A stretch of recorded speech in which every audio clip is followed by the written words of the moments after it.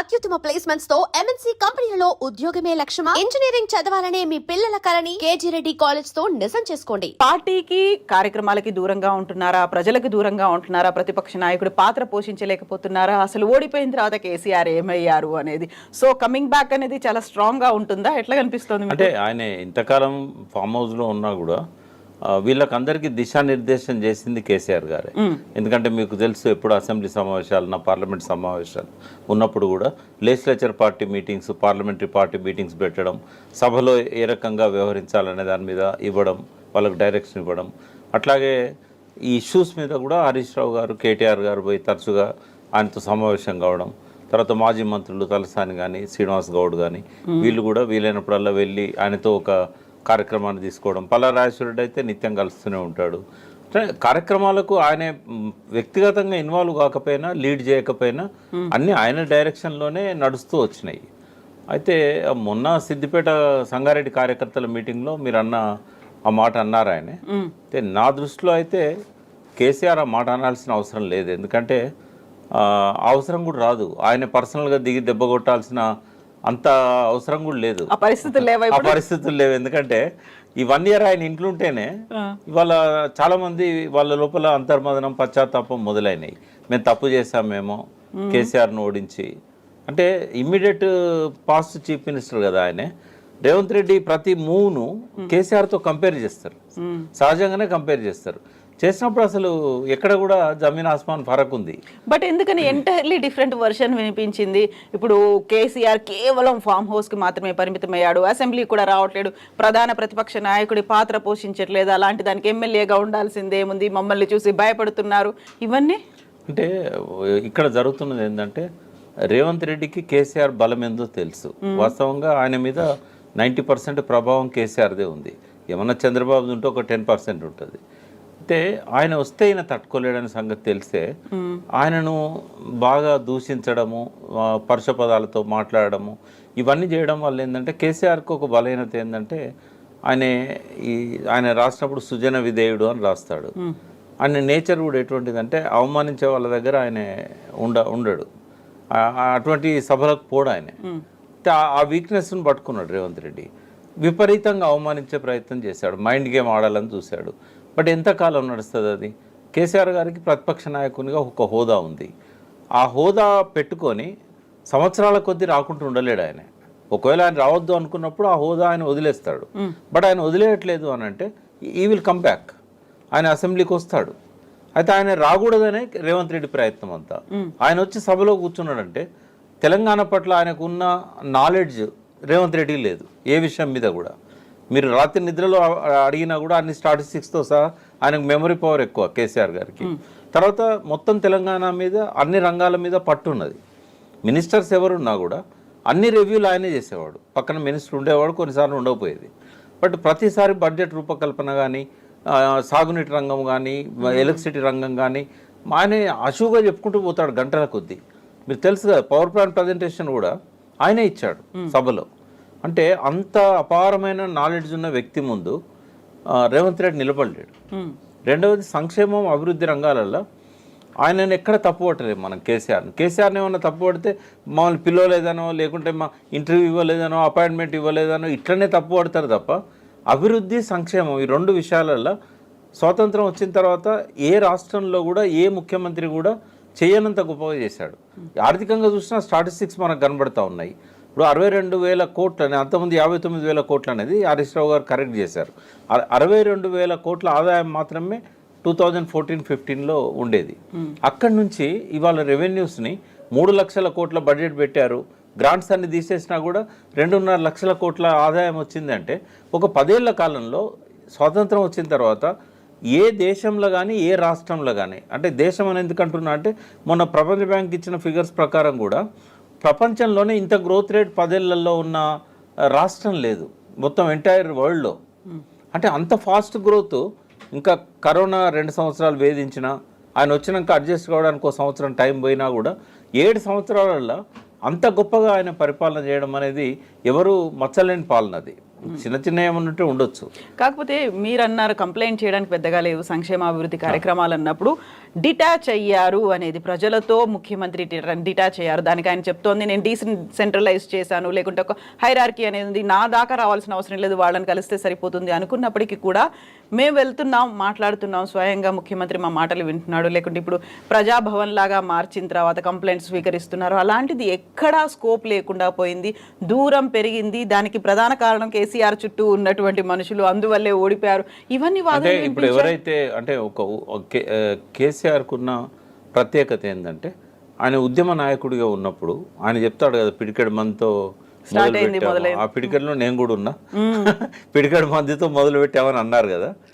అయితే ఒక్కొక్క జిల్లాకు పోయి వందలాది మంది నాయకులను కార్యకర్తలను పర్సనల్గా కలిసి వాళ్ళందరినీ ఉద్యమంలోకి ఆహ్వానించి తన ఇంటికి ఎప్పుడు వచ్చినా కూడా డోర్స్ ఓపెన్, వచ్చిన వాళ్ళందరికీ భోజనం పెట్టి తనతో పాటుగా అట్లా చూసుకున్న వ్యక్తి గంటలు వాళ్ళతో అంటే ఎంత ఆప్యాయత అనేది చూపెట్టాడు కదా.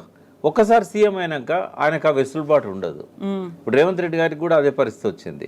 ఆయన విమర్శించాడు ఈ విషయంలో, కానీ ఇప్పుడు కూడా ఆయన సీఎంగా ఆయన ఎవరిని కలవడం లేదు. ఎందుకు అంటే ఆ పొజిషన్ అటువంటిది. సీఎం అని అన్నప్పుడు అంత ఈజీ యాక్సెస్ ఉండదు, వాళ్ళకు కూడా అంత సమయం ఉండదు. ఎప్పుడు బిజీగా ఉంటా ఉంటారు, విజిటర్స్ ఉంటారు, ఇంపార్టెంట్ విఐపీస్ ఉంటారు, వాళ్ళు కావాల్సిన వాళ్ళని పిలిపించుకుంటూ ఉంటారు. ఈ డిస్టర్బెన్స్లో ఇటువంటి అన్ని డిస్టర్బెన్స్ అనిపిస్తాయి. ఎవరో పోయి బాగున్నావా ఊరికే కలుద్దామని వచ్చినా అని అంటే ఎట్లుంటుంది? సెల్ఫీల కోసం పోవడం అంటే ఇది సహజంగానే ఏ ముఖ్యమంత్రి అయినా కూడా డిటాచ్ కావాల్సి వస్తుంది. రెండవది ఏంటంటే ప్రజాభవన్లో ఇవాళ చిన్నారెడ్డి గారిని కూర్చోబెడుతున్నారు. చిన్నారెడ్డి గారు చాలా సౌమ్యుడు, వచ్చిన వాళ్ళందరినీ ఆయనకు చాలా ఓపిక ఎక్కువ, అందరికీ దరఖాస్తులు తీసుకుంటాడు, మళ్ళీ రిప్లైలు ఇస్తున్నాడు. కేసీఆర్ పీరియడ్లో ఏం జరిగిందంటే కన్సర్న్డ్ ఆఫీసర్లకే అప్లికేషన్లు ఇచ్చుకునేవాళ్ళు. అయితే ఇక్కడ నుంచి వస్తున్నాయి కాబట్టి ప్రజాభవన్ నుంచి పోతున్నాయి కాబట్టి కొంత ఆఫీసర్లు యాక్టివ్గా దానిలో ఇన్వాల్వ్ అయ్యి రిజాల్వ్ చేస్తున్నారు. అప్పుడేమో ఆ నియంత్రణ లేదు. ఈ తేడా స్పష్టంగా ఉంది. ఆ తేడా తప్ప ప్రజలకు యాక్సెస్ అనేది ఎప్పుడు కూడా సీఎంతో ఉండడం కష్టం. అయితే ఎందుకు వచ్చినాయి అన్ని విమర్శలు అంటే అంతకుముందు ఆప్యాయంగా భుజం మీద చేసి పేరు పెట్టి పిలిచి ఫోన్లు చేసి మాట్లాడిన వ్యక్తి ఆల్ ఆఫ్ సడన్ గా దూరమైంది కదా, సీఎం హోదా వచ్చేసరికి మారిపోయింది కదా అనేది. అంటే మూమెంట్ అవసరాలకు ఎవరు అవసరం, పార్టీ నడపడానికి ఎవరు అవసరం అనే దానిలో కేసీఆర్కి ఒక క్లారిటీ ఉంది. పార్టీ నడపడానికి రాజకీయ నాయకులు కావాలి, మూమెంట్ నడపడానికి ఉద్యమకారులు కావాలి. కాబట్టి ఆర్ఎస్ఏ నుంచి ఆర్ఎస్ఎస్ దాకా ఎవరు వచ్చినా తెలంగాణ ఉద్యమంలో జాక్లో కలుపుకొని పోయాడు ఆయన. బట్ ఇక్కడ మాత్రం ఆ పరిస్థితి ఉండదు. ప్యూర్లీ రాజకీయ నాయకులు, ఎలక్షన్లో గెలవగలిగే వాళ్ళు, ప్రజలలో పట్టున్న వాళ్ళు, ఎలక్షన్లో ఫోకస్ అయిన వాళ్ళు, వీళ్ళు మాత్రమే ఆయనకు అవసరం. ఇక్కడ మిగతా వాళ్ళతో సత్సంబంధాలు ఉంటాయి. ఎప్పుడన్నా ఒకసారి పండుగలప్పుడో లేకుంటే పోయినప్పుడో బర్త్డేలకు ఇట్లాంటప్పుడు కలవడం అయితే తప్ప రోజువారీ కార్యక్రమాలలో వాళ్ళతో ఉండడం అనేది జరగదు. కొన్నిసార్లు ఆయన జిల్లాలలో పోయినప్పుడు అందరినీ కలిసేవాడు, కానీ అది స్టేజ్ మీద ఆయన ఉంటాడు, కింద పబ్లిక్ ఉంటారు, అంతవరకు ఐ కాంటాక్టే తప్ప పర్సనల్గా వచ్చి మాట్లాడేంత అవకాశం దొరకకపోయేది. అది అర్థం చేసుకోవాలి అది ప్రజలంతే. సో ఆ పిడికెడి మందితో స్టార్ట్ అయింది, రేపు జరగబోతోంది 500 మందితో. ఆ పిడికెడి మందిలో మీరు ఉన్నారా? 500 మందిలో పిలిచారు స్వయంగా. నిన్న నేను బర్త్డే విషయం చెప్పడానికి పోయినాను. నేను చాలా గ్యాప్ తర్వాత పోయినాను, ఎందుకంటే ఆయన డిసెంబర్ 3 నాడు ఓటమి చెందిన తర్వాత 5వ తారీఖు 6వ తారీఖు పోయి పరామర్శించాను. మళ్ళీ ఆయన కాలు ఎదిగిన తర్వాత కూడా నాకు వెసులుబాటు లేకుండే పోవడానికి. ఆయనను కూడా ఎందుకు డిస్టర్బ్ చేయాలి, ఐసీయూలో ఉన్నాడని చెప్పేసి నేను ఇప్పటివరకు కూడా పోలేదు ఆయన దగ్గరికి. అయితే ఫస్ట్ టైము పోయినాను. చాలా పలకరించాడు, మర్యాదగా కూర్చోబెట్టాడు. తర్వాత మీటింగ్కి ఇన్వైట్ చేశాడు పర్సనల్గా. సరే ఒక అబ్జర్వర్గా పోతాను రేపు. నేనేం బాధ్యతలు తీసుకోవాలనుకోవట్లేదు పార్టీలో, బట్ పిలిచినందుకు పోయి ఆయన రాబోయే రోజుల్లో ఎలాంటి కార్యక్రమాలు చేయబోతున్నాడు నాకు కూడా విశ్లేషణ చేయడానికి అవసరం కదా ఇన్ఫర్మేషన్. ఎగ్జాక్ట్లీ. సో మీకు బాధ్యతలు మీరు తీసుకోకపోయినప్పటికీ కూడా మీ దగ్గర నుంచి సలహాలు సూచనలు, లేకుంటే ఓ 4 ఏళ్ల పాటు అంటే ఎలక్షన్స్ రావడానికి ఉన్నటువంటి ఈ గ్యాప్లో కావాల్సినటువంటి రోడ్ మ్యాప్, లేకుంటే ఏ ఎజెండా పెట్టుకొని ముందుకెళ్ళాలి, ఎలా పోరాటాలు చేయాలి, అక్కడ ఒక బ్రెయిన్ స్టార్మింగ్ సెషన్ అయితే అవుతుందా, లేదు కేసీఆర్ ఒక దిశానిర్దేశమా? అంటే ఇక్కడ బ్రెయిన్ స్టార్మింగ్ అవకాశం ఉండకపోవచ్చు నాకు తెలిసి. కొన్నిసార్లు ఆయన ఏం చేస్తాడంటే కొంతమందితో మాట్లాడిస్తాడు, అంటే జిల్లాల నుంచి కొంత ముఖ్యులతో మాట్లాడిస్తాడు. 1 గంట 2 గంటలు మాట్లాడించిన తర్వాత ఆయన కంక్లూడ్ చేస్తాడు. అట్లా జరిగితే మంచిదే. లేదు ఆయన ఇన్ని రోజుల నుంచి ఆయన చేసి ఉన్న ప్రణాళిక ఏమైతే ఉన్నదో తనంతట తానే దాన్ని చెప్పిన తర్వాత అప్పుడు కూడా మాట్లాడియచ్చు, లేదా దాంతోనే ఎండ్ చేయొచ్చు కూడా. రేపు లంచ్ తర్వాత పెట్టారు మీటింగ్. బట్ ఏదున్నా గత 2008 నుంచి కూడా నేను పార్టీలో యాక్టివ్గా లేకున్నా ఇటువంటి విషయాలలో కొంత సూచనలు ఇవ్వడం, అప్పుడప్పుడు డిస్కషన్లో పార్టిసిపేట్ చేయడం అనేది జరుగుతుండేది ఆయనతో కూర్చున్నప్పుడు. అదే రోల్ కంటిన్యూ చేస్తాను నేను. పెద్దగా అంటే నేను వదిలిపెడదాం అనుకున్నా కూడా వాళ్ళు నన్ను వదిలే పరిస్థితి లేదు. ఎందుకంటే నాకు ఆ పేరే టీఆర్ఎస్ ప్రకాష్ అని అంటారు, తెలంగాణ ప్రకాష్ అంటారు. కాబట్టి తెలంగాణకు ఐడెంటిటీ కేసీఆర్ అండ్ టీఆర్ఎస్, కాబట్టి ఆ అఫెక్షన్ అనేది కంటిన్యూ అవుతుంది అనుకుంటున్నాను. సో కేసీఆర్ ఈ మధ్య కాలంలో ఒక మాట అన్నాడు, నేను కొడితే మామూలుగా ఉండదు, చాలా బలంగా కొడతాను. దానికి తగ్గట్టుగా కార్యాచరణ అనేది ఏం చేయబోతున్నారు కార్యకర్తలుగా, లేకపోతే అక్కడ ఉన్నటువంటి నాయకులకి ఏం చెప్తారు ఆయన? అంటే ఇక్కడ ఏమైందంటే బీజేపీ చాలా దూకుడుగా ముందుకు వస్తూ ఉన్నది. ఇప్పుడు కాంగ్రెస్ ఏంటంటే ఇది ఒడిసిన కథే తెలంగాణ భాషలో చెప్పాలంటే. ఎందుకంటే ఇంకేం చేసినా ఆయన కోలుకోలేడు. ఇప్పుడు హామీల ఉల్లంఘన జరుగుతూ ఉన్నది. చాలా హామీలను టచ్ కూడా చేయట్లేదు ఆయన. మహిళలకు, ఒంటరి మహిళలకు ఇస్తా అన్నాడు, మహిళలకు ఇస్తా అన్నది కానీ ఏది, నిరుద్యోగులకు సంబంధించి కానీ 1,00,000 ఉద్యోగాలు కానీ ఏవీ లేవు కదా. ఆయన క్రియేట్ చేసిన ఉద్యోగాలు కేవలం 6,000 టీచర్స్ సంబంధించి. సో ఇవన్నీ ఆయన ఖాతాలో వేసుకుంటున్నాడు. అయినా కూడా ఆయన ఇచ్చిన హామీలు ఏ ఒక్కటి కూడా సంపూర్ణంగా అమలైతలేదు. ఆ ఉచిత బస్సు ఒకటే అమలైంది, కొంత ఇంకేమన్నా ఒకటి రెండు చిన్న చిన్న అమలైనవి తప్ప రైతులకు సంబంధించి మాత్రం ఇవాళ చాలా అసంతృప్తితో ఉన్నారు. అసలు అంటే ఇప్పుడిప్పుడు మనము జనంలో పోయినప్పుడు అర్థమవుతున్నది ఏంటంటే రూరల్లో ఎందుకు పోయింది టీఆర్ఎస్ ఇంత బలంగా, రైతులకు అంత రైతు బంధు కానీ ఇవన్నీ ఇచ్చిన కదా, ఎట్లా పోయిందని అన్నప్పుడు వాళ్ళు చెప్తున్నది ఏంటంటే మేము ఆశపడ్డాము, రైతు బంధు ఇంకొక 5,000 సంవత్సరానికి ఎకరానికి ఎక్కువ ఇస్తా అన్నాడు. తర్వాత పెన్షన్స్ కూడా ఎక్కువ ఇస్తామన్నాడు. అంటే ఎవరికి వాళ్ళు మాకు ఇంతకంటే ఎక్కువ వస్తాయి కదా మాకు అనే ఆ భ్రమలో పడిపోయారు వాళ్ళు. కాబట్టి ఇప్పుడు అది రావట్లేదు, పాతది రావట్లేదు, కొత్తది రావట్లేదు. చాలామందికి అప్పు కూడా రుణమాఫీ అన్నాడు కదా, 2 lakhs యాక్చువల్గా 49,000 కోట్లు ఫస్ట్ అంచనా అనుకున్నారు బ్యాంకర్స్ మీటింగ్లో. ఎన్ని ఉంటాయి ఆయన లెక్కేసినప్పుడు 49,000 కోట్ల డబ్బు కావాలని అన్నారు. దాన్ని రకరకాల ఆంక్షలు పెట్టి 31,000 కోట్లకు తీసుకొచ్చాడు. 31,000 కోట్లలో 16,000-17,000 కోట్లు ఇచ్చాడు. అది కూడా హరీష్ రావు లాంటి వాళ్ళు గట్టిగా దాన్ని ఎంబడిపడి డేట్లు అన్ని దేవుళ్ళ మీద ఒట్టు పెట్టుకున్నామని చెప్పి దేవుళ్ళ పేర్లు చెప్తూ జనం లోపల బట్టబయలు చేసేసరికి అది తప్పదు అని 18,000 కోట్లు ఏమో డిస్పాచ్ చేశాడు. చాలామందికి రాలేదు. దాంతోపాటుగా రైతు బంధు కూడా అట్లాగే జరిగింది. ఇప్పటి వరకు కూడా నాకు తెలిసి 1 ఎకరం 2 ఎకరాల వాళ్ళకి కొద్దిగా వచ్చింది తప్ప అంతకంటే ఎక్కువ వాళ్ళకి ఇప్పటి వరకు కూడా ఇవ్వలేదు. ఒక క్లారిటీ కూడా లేదు ఎవరికి ఇస్తున్నాడు ఎవరికి ఇవ్వట్లేదు అనేది. అంటే ఏదో కొద్దిగా ఇచ్చి ఇస్తున్నామని చెప్పుకోవడం తప్ప. అయితే ప్రజల లోపల మాత్రం బాగా రైతాంగంలో బాగా ఉంది, కోపం ఉంది. అయితే ఇక్కడ ఛాలెంజ్ ఎవరితోని అని అంటే బీజేపీతోనే టీఆర్ఎస్కి. ఎందుకంటే పార్లమెంట్లో 8 సీట్లు గెలిచారు, టీఆర్ఎస్ 0 అయింది. టీఆర్ఎస్ ఓట్ బ్యాంక్ ఒక 20% డైవర్ట్ అయింది. వాళ్ళకు కొంత మోడీ మీద భ్రమలున్నాయి. అప్పుడు పార్లమెంట్ ఎలక్షన్స్ కాబట్టి ఒక ప్రత్యేక పరిస్థితుల్లో ఓట్ బ్యాంక్ అనేది టిల్ట్ అయింది కొంచెం. మళ్ళీ దాన్ని ఇప్పుడు వెనక్కి తెచ్చుకోవాలి టీఆర్ఎస్. రెండవది, ఎప్పుడైతే రేవంత్ రెడ్డి మీద వ్యతిరేకత వస్తున్నదో దాన్ని వాళ్ళు క్యాచ్ చేసుకోవడానికి రకరకాల ప్రయత్నాలు చేస్తున్నారు. ఇక్కడ ఆ నెగటివ్ ఓట్ ఏదైతే ఉంటుందో ఇప్పటి ప్రభుత్వానికి, దాన్ని ఎన్క్యాచ్ చేసుకోవడంలో టీఆర్ఎస్ భవిష్యత్ కార్యాచరణ రూపొందించుకుంటుంది. రేపు కేసీఆర్ గారి ప్రసంగం ద్వారా మనం వినబోతున్నాం భవిష్యత్ కార్యక్రమాలు ఎలా ఉండాలి. తర్వాత తను కూడా బహుశా అనుకుంటా ఏప్రిల్ ఆవిర్భావ సభ, 20 సిల్వర్ జూబ్లీ, ఇది 25 ఇయర్స్ టీఆర్ఎస్ ఆవిర్భావం తర్వాత. కాబట్టి ఆ 25 ఇయర్స్ సిల్వర్ జూబ్లీ మీటింగ్ కాబట్టి గ్రాండ్గానే చేస్తారు.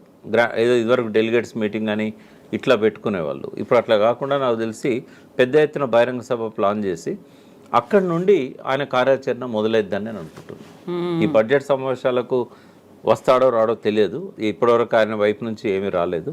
బట్ భవిష్యత్ కార్యక్రమాలు మాత్రం ఖచ్చితంగా ఆయన ఇన్వాల్వ్మెంట్తోనే జరుగుతాయి, డైరెక్ట్ ఇన్వాల్వ్ అవుతారని నేను అనుకుంటున్నాను. సో ప్రజల్లో ఒక రకమైనటువంటి అసంతృప్తి వచ్చింది, రైతుల ఎదురు చూపులు మిగిలాయి. రైతు బంధు కావచ్చు, రైతు రుణమాఫీకి సంబంధించి గత ప్రభుత్వం బీఆర్ఎస్ కేసీఆర్ సర్కార్ ఇచ్చిన దానికంటే ఎక్కువ ఇస్తాము అనేసరికి కొంచెం అటువైపు వెళ్ళాము అనేటువంటి ఒక ధోరణి కనిపించింది అన్నప్పుడు మళ్ళీ వాళ్ళని తమ వైపుకు తీసుకోవడానికి ఇంతకు మించి ఇచ్చేటువంటి ఒక ఆలోచన చేస్తారా, లేదు ఇప్పటిదాకా జరిగిన వాటి మీదనే మళ్ళీ చర్చలు జరిగి ఎలా ముందుకెళ్లాలనేది ఉంటుందా? అంటే అప్పుడు కేసీఆర్ గారు కూడా రేవంత్ రెడ్డి మేనిఫెస్టో బయటకు వచ్చిన తర్వాత ఆయన కూడా ఇస్తానని చెప్పాడు కదా, కొంత పెంచుతూ. అదే అవి అమలు చేయాల్సి వస్తుంది కదా, ఒకవేళ రేపు భవిష్యత్తులో మళ్ళీ దానికి స్టిక్ అయి ఉండాలి, దానికి స్టిక్ అయి ఉండాల్సి వస్తుంది మళ్ళీ గవర్నమెంట్ ఫామ్ అయితే కనుక. నేను అనుకుంటా ఎక్స్పోజ్ చేయడం అనేది ప్రధానంగా పెట్టుకుంటారు, రేవంత్ రెడ్డి ఫెయిల్యూర్స్ను ఎక్స్పోజ్ చేయడం. రెండవది, రేవంత్ రెడ్డి ఈ సంవత్సర కాలంగా చేస్తున్న ఆరోపణలు ఉన్నాయి కదా, చాలా వరకు కేసీఆర్ గారే వాటికి సమాధానం చెప్పాలి. ఉదాహరణ ధరణి విషయంలో కానీ ఇట్లాంటి వాటి విషయంలో ఇప్పటివరకు ఆన్సర్ రాలే. అసెంబ్లీలో ధరణి మీద ఎన్నైతే విమర్శలు చేశాడో రేవంత్ రెడ్డి, వాటికి కరెక్ట్ సమాధానాలు రాలే ఇప్పటివరకు. అయితే ఇవి రాబోయే రోజుల్లో ప్రజల్లోకి తీసుకెళ్ళి 90% ధరణి ఇష్యూ సాల్వ్ చేశాడు ఆయన. ఆ 10% ఏవైతే మిగిలిపోయినాయో వాటినే భూతద్దంలో పెట్టి రేవంత్ రెడ్డి చూపెట్టాడు. ఒక 45 కరెక్షన్స్ ఏవో అవసరం ఉండేనట, ఒక ఎక్స్పర్ట్ చెప్పింది నాకు. ఆ ఎక్స్పర్ట్ను వీళ్ళు కమిటీలో పెట్టుకున్నారు, ఇప్పుడు కమిషన్లో కూడా పెట్టారు.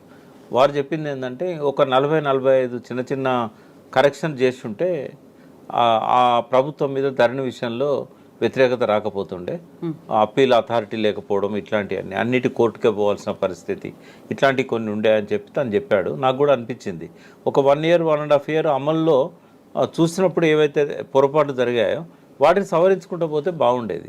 కానీ కలెక్టర్స్ ఏం చేశారంటే ఎక్కువ మంది వాళ్ళ దీన్ని ఆసరా చేసుకొని కొద్దిగా డబ్బులు సంపాదించే కార్యక్రమంలో పడి, ఇది ఆయనకు మరి పంపించిందో ఇన్ఫర్మేషన్ పంపలేదో మనకు తెలియదు. ఇప్పుడు ఈడీ వెంటబడ్డది కదా, ఇటువంటి అవకాశాన్ని మళ్ళీ రాదనుకొని ఇదే దొరికిందే తడువుగా వసూళ్ళకు దిగారు.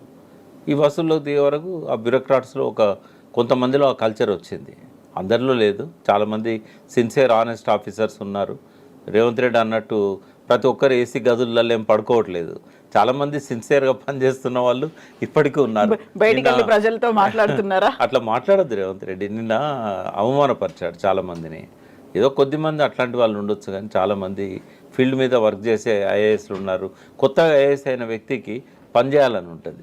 ఎవరో సీనియర్స్ రిటైర్మెంట్ దగ్గర ఉన్న వాళ్ళు అట్లా ఉంటారేమో, కానీ ఎవరు కూడా అట్లా ఆయన అంత చీప్గా ఐఏఎస్ల మీద మాట్లాడడం అనేది ఆయన హుందాకు తగదు. ఒక సీఎంగా అట్లా మాట్లాడకుండా ఉండాల్సింది. నాకు ఇంకోటి కూడా బాధ ఏమనిపిస్తుంది అంటే, ఒక 10 ఏళ్ళు సీఎం, కేంద్ర మంత్రిగా పనిచేసిండు కేసీఆర్, ప్రధాన ప్రతిపక్ష నాయకుడు ఈ రాష్ట్రంలో. ఆయనకు బర్త్డే విషెస్ చెప్పడం అనేది ఒక మర్యాద కదా. బర్త్డే విషెస్ చెప్పకపోగా ఆయన ఫ్లెక్సీలు ఎక్కడుంటే అక్కడ చింపేయాలని చెప్పే పద్ధతి ఎక్కడిది అసలు? ఆయన మున్సిపల్ మినిస్టర్, అట్లా చేయదు, తప్పు కదా అది. మంత్రులు చెప్పినట్టున్నారు కదా కొంతమంది మంత్రులు కూడా అంతా, కొందరు బాగానే చెప్పారు. బండి సంజయ్ చెప్పాడు, పూర్ణం కూడా చెప్పాడు. పూర్ణం చెప్పిన దానిలో తప్పు పడుతున్నది ఏంటంటే, మాజీ ముఖ్యమంత్రి అనే పదవి లేదు, పదం లేదు, ప్రతిపక్ష నాయకుడు అని లేదు. గజ్వేల్ ఎమ్మెల్యే గారి బర్త్డే సందర్భంగా శుభాకాంక్షలు అని చెప్తే, అరే ఆయన గజ్వేల్ ఎమ్మెల్యేనా ఆయన? అది కొంచెం వేటకారంగా అనిపించింది. కానీ ఏదైనా సీఎం చెప్పాల్సిన అవసరం ఉంటుంది. ఇప్పుడు అప్పుడేదో హాస్పిటల్ పోయిండు పరామర్శించిందంటే ఈయన కొన్ని మర్యాదలు కాపాడుతున్నాడు అని అనుకున్నాం. కానీ మినిమం కట్టసి కదా బర్త్డేకి శుభాకాంక్షలు చెప్పడం. గవర్నర్ గారు కూడా చెప్పాలి. ఒక రాష్ట్రంలో క్యాబినెట్ మినిస్టర్ స్థాయి కదా ప్రతిపక్ష నాయకుడు అన్నప్పుడు, ఎందుకు చెప్పకూడదు? ప్రధానమంత్రి లాంటి వాళ్ళు కూడా ముఖ్యమంత్రి ఉన్నప్పుడు చెప్తారు. మరి ఈ రాష్ట్ర ముఖ్యమంత్రికి ఏమో ఇబ్బంది వచ్చింది ప్రతిపక్ష నాయకుని చెప్పడానికి? కొన్ని ఆయన కూడా కరెక్ట్ చేసుకోవాలి ఇటువంటి విషయాల్లో.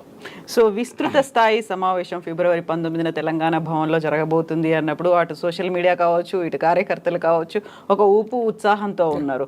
సో వాళ్ళు మళ్ళీ ఇప్పటి నుంచి చాలా డెడికేటెడ్గా వర్క్ చేయాల్సినటువంటి అవసరం ఏర్పడుతుంది కదా. తప్పకుండా, ఎందుకంటే కేసీఆర్ గారు వచ్చారంటే వాతావరణం వేడెక్కుతుంది. సోషల్ మీడియాకి ఎవ్రీడే ఏదో ఒక న్యూస్ ఉంటుంది. ఆయన ప్రెస్ మీట్లను మీరు చూస్తారు కదా, ఒక్కో ప్రెస్ మీట్లో ఒక 20-25 అంశాలు ఉంటాయి.